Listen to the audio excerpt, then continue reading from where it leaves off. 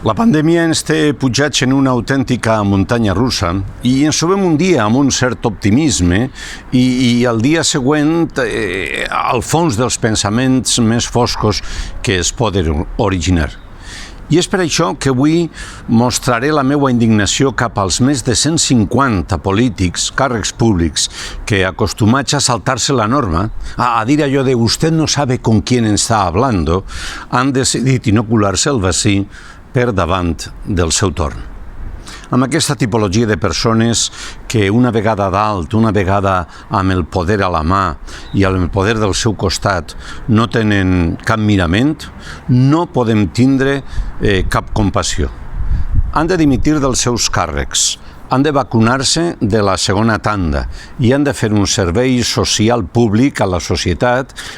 passant un temps o bé a un centre de salut o a un hospital de primera línia de lluita contra la Covid. En cas contrari, quan algú arribi a la política, pensarà que tota la muntanya és d'Orenga i continuarà fent el mateix, el ridícul.